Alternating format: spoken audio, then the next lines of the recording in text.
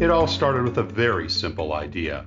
Tell the stories of how successful middle market CEOs made it to the corner office. I'm Brant Handley, founder and managing director of Resource Options International, or ROI. We're the USA's premier executive search firm focused exclusively on empowering middle market companies to attract, hire, and retain A players while transforming top executives' careers and lives. ROI's Into the Corner office is dedicated to discovering how middle market CEOs advance their career, and we're making these remarkable and sometimes quite unbelievable stories available to you for the very first time. Listen and learn about the challenges they've overcome, the interesting people they've met along the way, and the lessons learned that steered these executives' unique journey into a middle market corner office of their own. I know you enjoy these CEO stories as much as I've enjoyed recording them. So thank you for listening today. And if you like what you've heard, rate us on iTunes or wherever you get your podcasts. I'm looking forward to you joining me on the next great middle market CEO adventure into the corner office.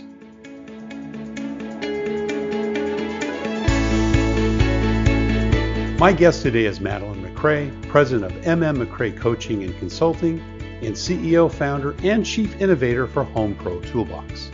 Homepro Toolbox is a digital resource center focused on leveraging rock-solid sales, marketing, and business education to drive the growth of companies throughout every segment of the home services and improvement industries. Madeleine is a former corporate executive and a 3X founder. She has more than 15 years of experience leading, consulting, and growing businesses of all sizes, from family-run to Fortune 500. She understands how to harness the power of people and how to leverage the power of dynamic educational content to catalyze growth. She's taught over 25,000 people and inspires leaders to hit the next stage of their growth, whether it's going from 5K to 45K per month, hitting their first million in sales, or even growing $5, $10, and $30 million plus of revenue a year. Madeleine MacRae, welcome into the corner office. So excited to be here. Thanks for having me. It's great to have you here. We spoke about a month or so ago and so excited about the work you're doing. And as I mentioned just before we got started, I've had a chance to listen to a couple of your videos and just seen the excitement to what you add to your clients. And we'll want to get to that. But we always kind of like to start, in the early days and, where young Madeleine grew up and what her early family life was like. So give us a little bit of a history there. What part of the country you came from and what did mom and dad do, siblings, et cetera? Sure. I love that you start at the beginning. So many people start their stories from the middle and then you lose context of kind of their That's roots. right. So I Yeah. really appreciate that. Start from the Mm. beginning. So I grew up in a blue collar neighborhood in Detroit, just Oh, outside of the Detroit airport. So if you ever flown into DFW, you yeah. probably flew over our house. Right. Right. My mom still lives in the same home that we grew up in, Cool. youngest of three siblings. And my dad was the primary breadwinner. My mom was a Yeah. stay-at-home mom for my early years. And I actually really loved that. I watched a lot Yeah. of kids in my neighborhood come home to empty houses, that Right. latchkey kid Yeah. generation. Yeah. And I really loved that my mom was always home for Mm. us. So cool. How far apart were you and your siblings? Just a couple of years or Yep. some big Bam, gaps bam, there? bam. Nope, Yeah. just right in a row. All three of us grew up together for better or worse some days, but I love it. I love it. yes. And what did your dad do for a living? So my dad was an AMP, Okay. an airline mechanic. So Yeah. that's hence why we lived so close to the airport, which Sure. Yeah. Make the ironically he commuting didn't easy. work at. Is that He worked right? at a freight airline, which was a little bit Okay. further away, but we were close to the DFW just in case, or the DTW just in case. Cool, cool. What were some of the early takeaways from mom and dad, lessons that you learned? A lot of time with mom at the home with your older siblings, and I'm sure dad, home on the weekends and dinner times and Sure. so forth. Any, messaging at that time that you got from your For parents? sure. The value of hard work, Hmm. the value of knowing that you can be or achieve whatever you set your mind to. Yeah. A lot of really good foundational components of willingness to get out there and try. Hmm. Getting back up again when you fall down. The value of creating of having family and creating family Yeah. connection Yeah. was really, really prominent. And as we grew a little older, my mom actually worked as she called it, she cleaned houses for a couple people. Yeah. But in looking back, my mom was actually the first entrepreneur that I saw. You know, Even though Love it. she didn't see it as a business that Yeah. way, she didn't look at it that way, she created clients, she created revenue, and Sure. she actually ended up putting my sister and I through boarding school by Wow. cleaning Terrific. houses. Yeah, they were really, Oh, my parents were, deeply Christian faithful uh-huh. people, and Yeah. they wanted us to go to a school that was immersed in Catholic tradition. Yeah. So they actually sent my sister and I at the young age of like seventh and eighth grade off to boarding school in northern Idaho. Wow. Wow. So, but Gosh. I watched her do that, and as a kid, it was a really interesting experience because she said she didn't work, but in looking Mm. back, she did, right? She Yeah. did have Right. this entrepreneurial, and if I look back Maybe too she on, didn't think of it as work though, too, right? With the goal in mind. Isn't that something that yeah, sometimes makes a difference, right? it She knew totally she was does. doing it for a great cause, sending her children off to school. Yep, she Fantastic. did. And it's funny to think about my very first entrepreneurial adventure was also a housekeeping gig. Really? Yeah, Cool. when I was about, I would say about 8 years old, I wanted um, this American Girl doll, Oh, yeah. and it was Sure. the baby version, not the standing up kind, the little Okay. teeny tiny, looked like a brand new baby, and it was $100. Oh, And wow. Yeah. yeah, back in 1980 something, That's a lot. that was a lot Yeah. to achieve Sure. for a doll, right? Right. And so my mom said, they would pitch in, I don't know, X bucks, we'll say $20 if I raised the rest. And so Huh. all summer long, I diligently worked for our neighbor across the street. Right. And she gave me a list of chores like vacuuming the floor, 25 cents, dusting the furniture. And she had this whole roster of things that I could do to earn money. And I worked all summer long, and I got that. I got that. I earned the baby doll. Wow. It was my Yeah. very first big purchase. And that Christmas, my mom, who actually also is a seamstress, Hmm. surprised me with an entire wardrobe for that baby made by Oh, hand. my And gosh. it was Wow. one of my most prized possessions growing up because it wasn't just, I worked really hard to earn the money for that doll, but then I was actually planning to continue to earn money to outfit her, right? Because she had to have Well, all the outfits. It's absolutely. just But, gosh, mandatory. just It was, pause a second. There's some great lessons there, yeah, at this single digit age of 8, having a right. goal, right? Yep. Being able to have some encouragement. You didn't have to get the 100, you only had to get 80. So you got a little Right. seed money to get Yep. things going. Yep. A willing customer that said, I'll work you hard, I'll pay you Yeah. fairly, but got a That's lot of stuff right. for you to do.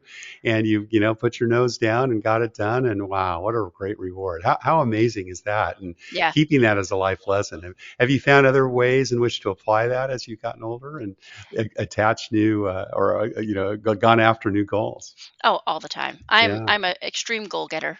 right, right. That's when I have a goal, part of me, I don't set goals for everything and at all times, Yeah, but when I do set them, I go get them. yeah. So I'm I a little love bit it. more of a minimalist on my goal setting Okay. because when I set it, I put full force towards getting it. Yeah, Yeah. fabulous. What Yeah. about some other entrepreneurial things you did as a kid? Was there other stuff that you did, as you grew older? I failed forward fast. So I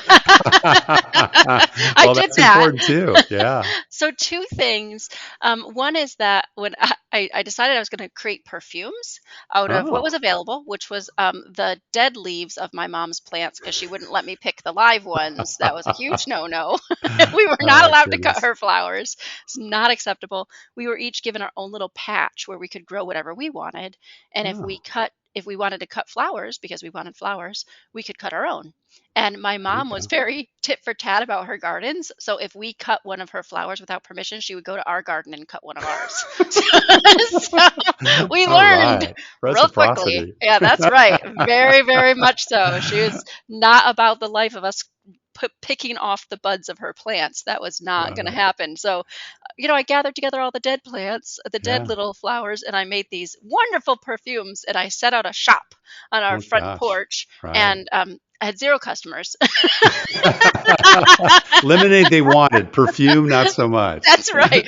And also, it was kind of rancid. Looking back, I don't know why anyone would have even wanted to smell that. Even looking at it, I have a Sure. picture somewhere of me sitting on the porch, my very first shop front, extremely unsuccessful. And boy, that was heartbreaking. All the I time and bet. effort into making these wonderful perfumes. Nobody even wanted them. And eventually I closed that shop.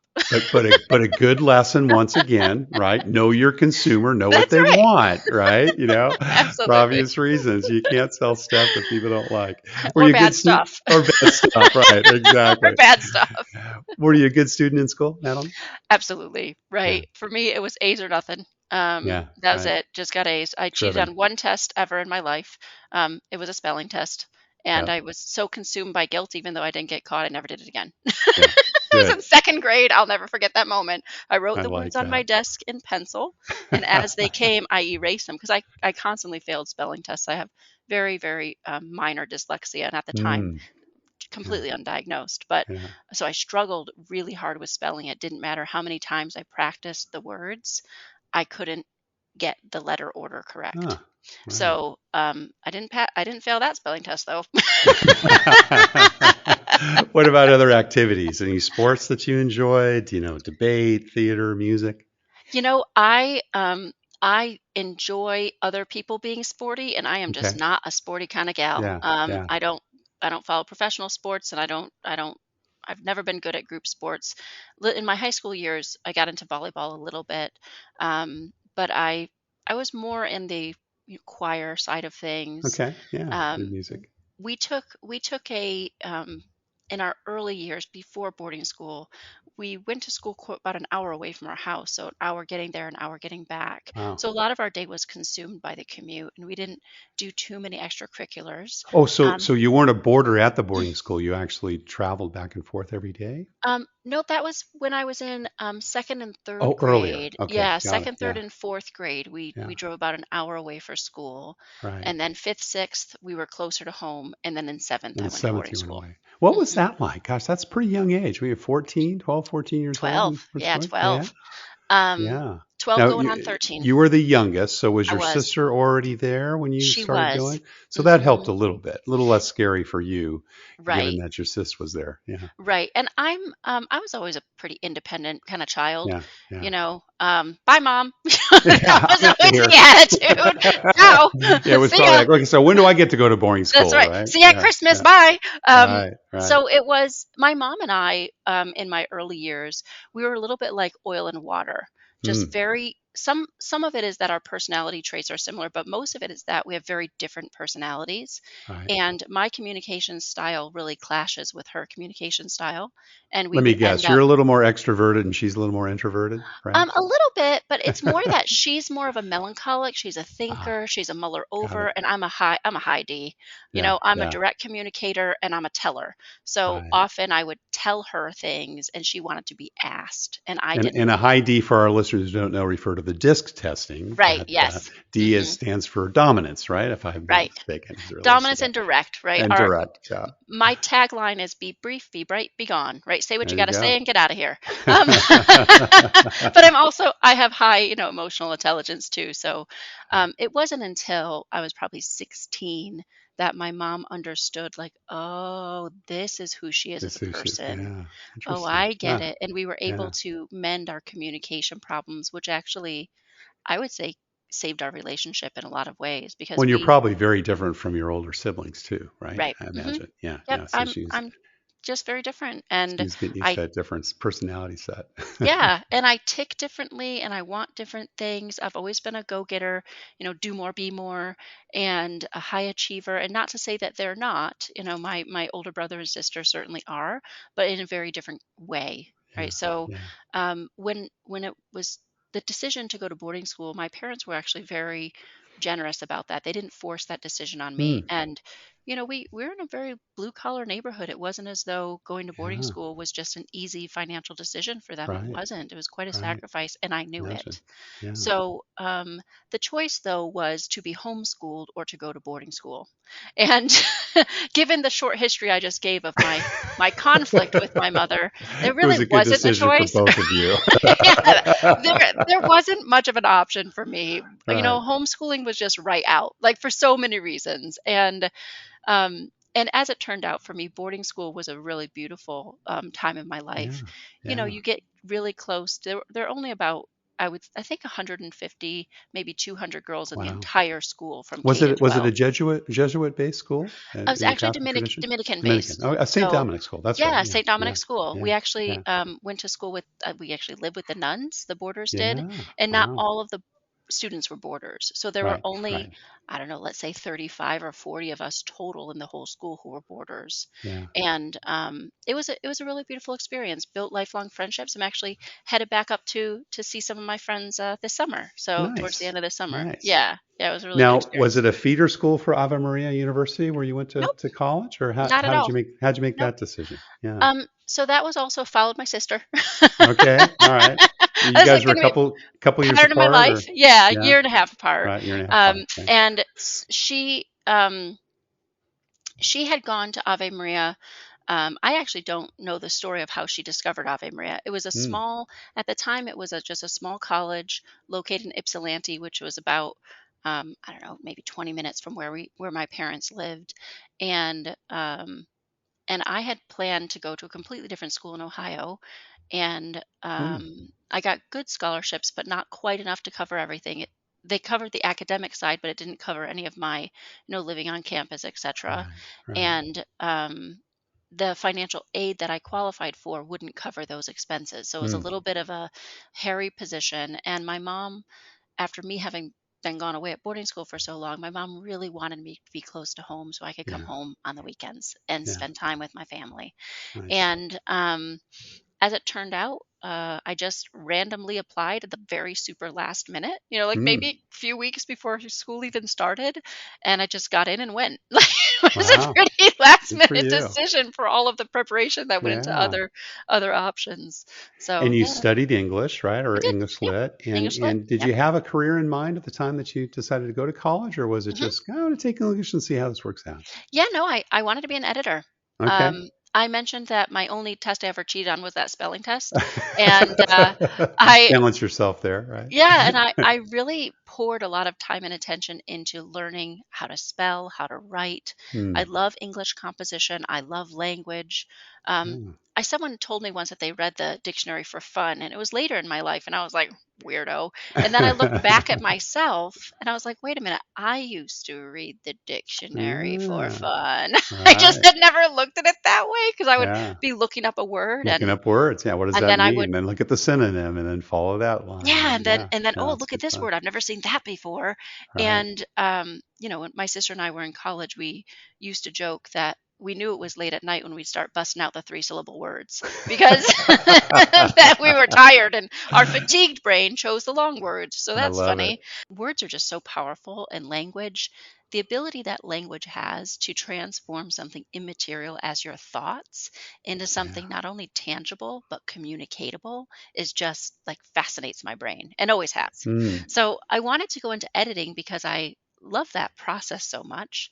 And what I didn't realize is that it's a fiercely competitive field, Oh yeah. a la the Devil Wears Prada. So Right. um, Right. Exactly. and I was just completely underprepared to compete. And so I ended up Mm. at the Naples Daily News in their classified department. Now, And was that the first job out of college then that you yeah, took, I mean, or yeah, I had jobs all throughout college. I put myself through sure, college in a lot of ways. So, yeah, I had a lot of different jobs throughout, but that was my first, it was a temp job real from job. a temp Yeah. agency, and it was temp to hire. And Right. they Right. had me doing the illustrious work of circling ads that advertisers had run to prove that they'd been run. So my college degree, hard at work Right. there. Proof of invoicing, That's right? Proof of right. invoicing. Yes, yes. And that department, there were a lot of, legacy employees who they never really updated their skill set. So the fact that I Hmm. could build an Excel um, anything in Excel, even like the most simple of Right. Excel sheets, was mind blowing. And Huh. I was well regarded, but I hated the environment from a Yeah. culture perspective and also from just a Yeah. language perspective. Everyone was worried about their 35 characters, and they were using abbreviations and no sentence structure, and it was just drove me absolutely batty. Yeah. Not to mention that the news wasn't wasn't covering any topics of substance, Mm. and it was all written to a third grade reading level. So all Oh the my gosh. reasons that I wanted to be in editing didn't apply. So that Right. job did Right. not was not going to be a long-term career for me, and just so happened that one day as I was circling ads, I stumbled across this extraordinarily well-crafted ad with real Mm. sentences, and it was clear that the company that was doing the advertising, they weren't caring about how many characters they had. They wanted to attract the person, right? Right. And Right. it made me, it was the ad I was circling, and it made me stop in my tracks, and I applied for the job as a No executive kidding. Wow. assistant to Yeah. this just very startup hurricane protection company down in Naples, Florida, because that's where I was living at the Yep. time. Yep.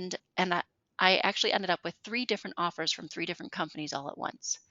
Wow. And Cool. that was the one that I ended up taking, and I have to say it was the well-written ad is what really did it for me. Isn't that something? Yeah. Yeah.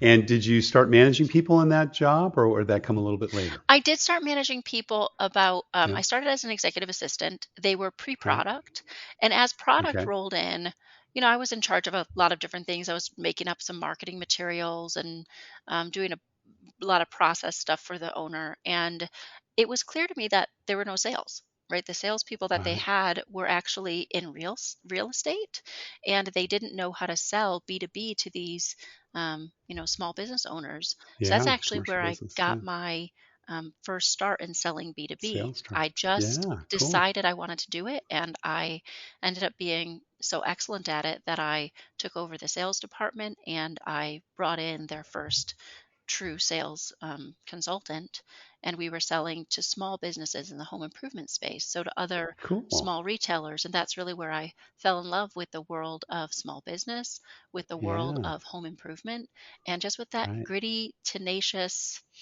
individual who boldly starts their own business in a home Yeah. services front. And it's been a Fabulous. love story ever since.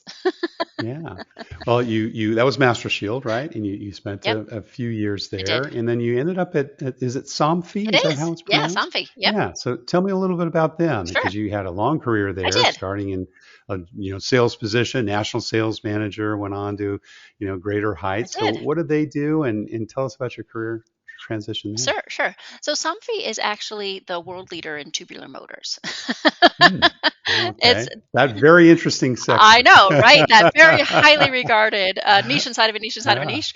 So they're considered an OEM supplier to Okay. manufacturers, and Right. what they sell are the motors that move things like interior window treatments and exterior rolling shutters and awnings and projection screens, things that go in and out Huh. or up and down.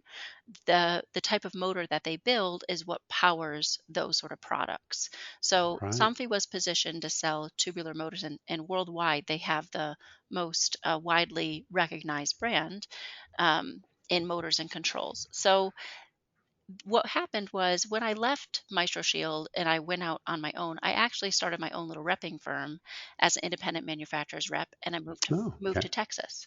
And there were Uh-huh. tons of brands that had no representation in Texas. So I just went to manufacturers and I said, "Hey, I know that the dealers down in Texas would eat up this product if we made it available to them.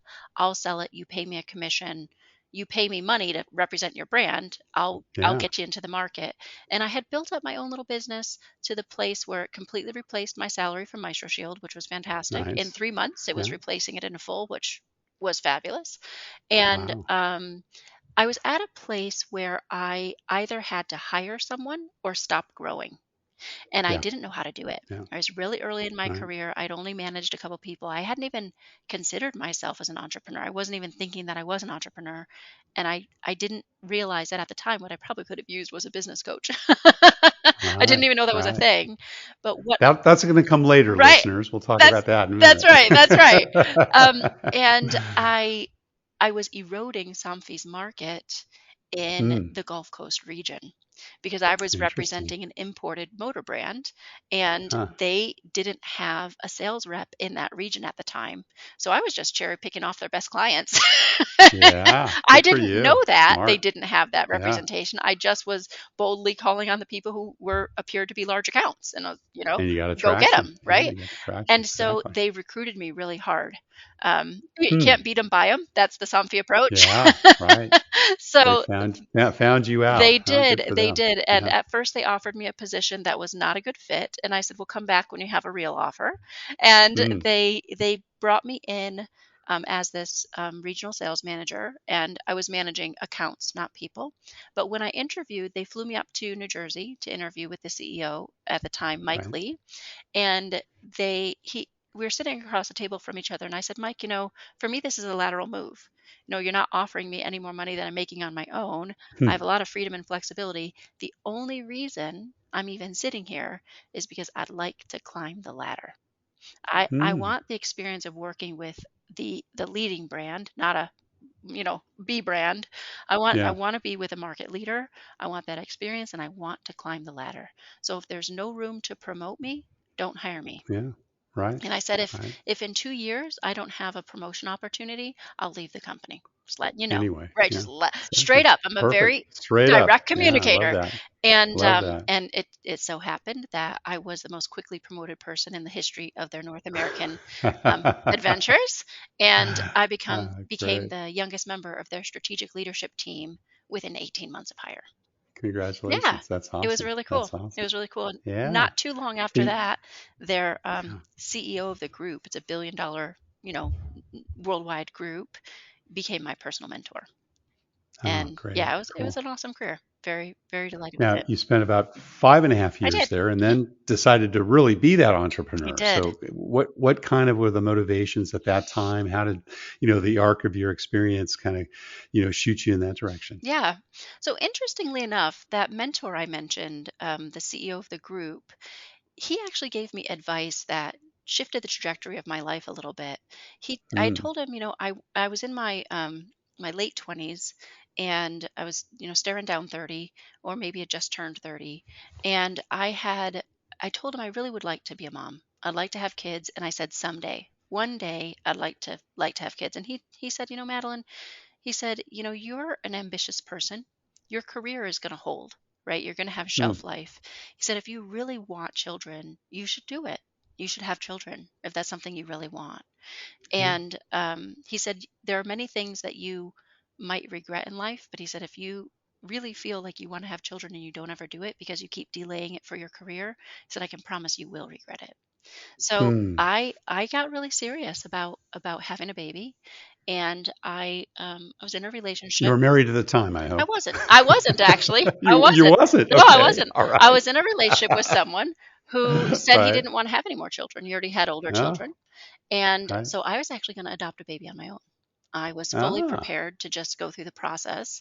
And the week I was actually going to meet with the adoption attorney, I found out I was unexpectedly pregnant. Surprise! Wow. So, the universe had Interesting. other plans for me. Yeah. And I ended up taking a long maternity leave. And it was during that leave that I realized, I don't really want to go back to my corporate career. I have a lot Yeah. more that I can do. And so I kicked off my coaching career about a year after Yeah. having my son. Yeah. Right. So the coaching now, did you decide to stay in the same sector? How did you kind of make that decision, A, about coaching, and B, in what sector to operate? So I had been paying attention throughout my corporate career to the gap between the business acumen of the corporate team members, of the executive team and the director level Right. team, and that of our customers. We would have these really high performing accounts, and a couple of us would travel over to see them, and we'd be like, so let's talk about your KPIs for the year. And the owner sitting across the table and he's like, can you remind me what KPI stands for?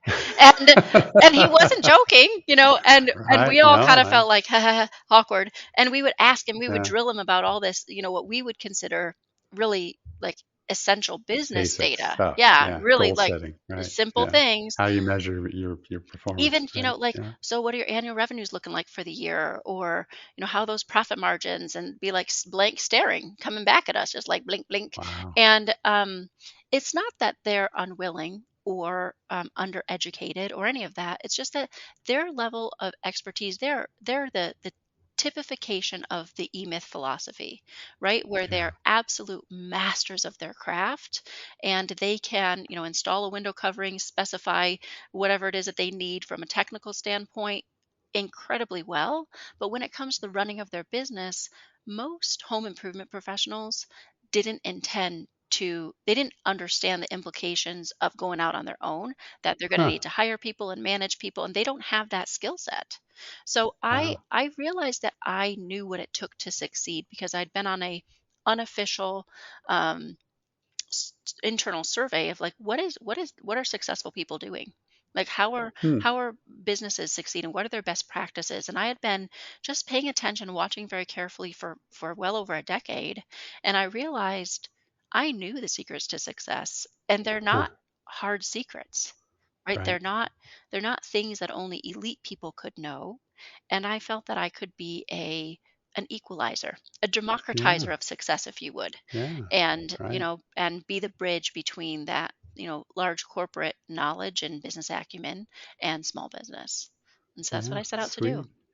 I love it. Yep. And for the coming up on a year now, you've launched Homepro Toolbox, Hmm. where you've really been specializing. So tell us a little bit about that company and kind of the branch off of your consulting and coaching Sure. practice. You still do a little bit of coaching Oh, yeah. consulting, is that Yeah, it's right? still my Yeah. primary And then business. Yep. Homepro is kind of a new direction. Yeah. So what was the impetus around that? So I've always wanted to scale up my coaching and consulting firm, Yeah. and the fact of the matter is I'm a solo parent, and I being a good parent is really important to me. Being a really great mom Hmm. to my sweet son is just really, really Yeah. important to me. And I didn't want to be an absentee parent. Going back to those roots of seeing my mom, making some sacrifices for us and staying home Right. and being there Right. for us. I wanted to continue that proponent of the legacy, even though I intended to be a working mother. I wanted still to Right. to be present for my son, and So important. yeah, Yeah. really important. And I didn't want to lots of things I could delegate, and parenting was not one of them. So it was not one that I was Yeah. willing to delegate. So I've kept my practice, on the smaller side, and I wanted something that was truly scalable. And Hmm. over the course of my 7 years of my coaching practice and my consulting, I developed just a really comprehensive vault of content that drives significant growth and change for business owners.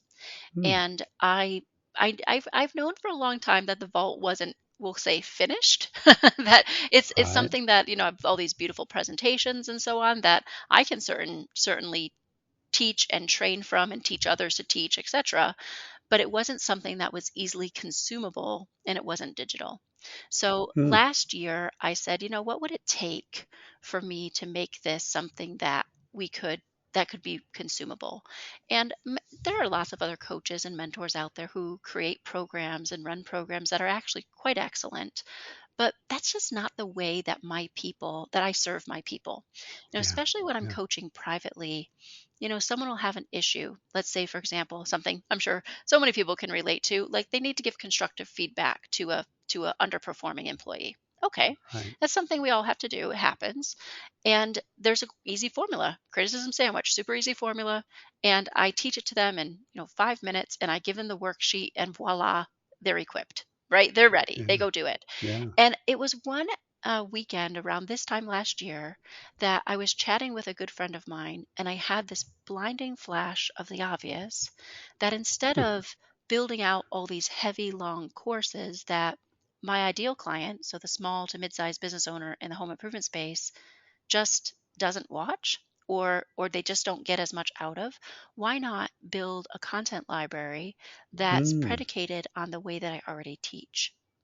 Hence the toolbox. Hence the toolbox. So Yeah. I broke down all of my content into super bite-sizable pieces, and instead of, there's a thoughtful design behind them all, and if you watch them from start to finish, It is like a course, but they're Right. each independent of each other. Yeah. So Yeah. Small bits. small bits, Yeah. right? 5 to 7 Yeah. minutes on average. Mm. Sometimes you get a long one at 13 minutes or 17 minutes, Right. but and there are certainly concepts that are interrelated that require fundamental information. So if you're going to use this technique, you got to know that technique first. So Right. we point back and forth to each other, and Yeah. so we And this is all online, so it's all 100% digital. subscribable. Yep, it's a Yeah. it's a subscription Fabulous. model, and there's Right. 3 different levels where you can get sales and marketing support, or you can get upgrade to our media our middle level, which is gives you access to all of our templates. So those are Yeah. job descriptions and an employee handbook and all the Right. worksheets you need to run those. We were talking about goal setting and knowing your Right. financials and knowing where your expected sales are going to be coming from and your marketing planning and all that stuff. We've got everything.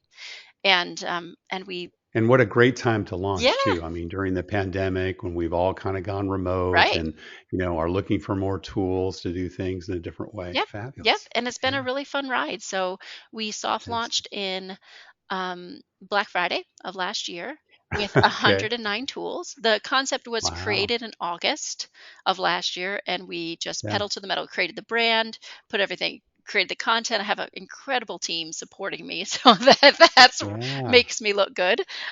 And at this point, we're almost up to 300 tools in the toolbox, and Fantastic. just launched Great. our flagship website, and we're at about 60 members. So we're just chugging Wow. right along.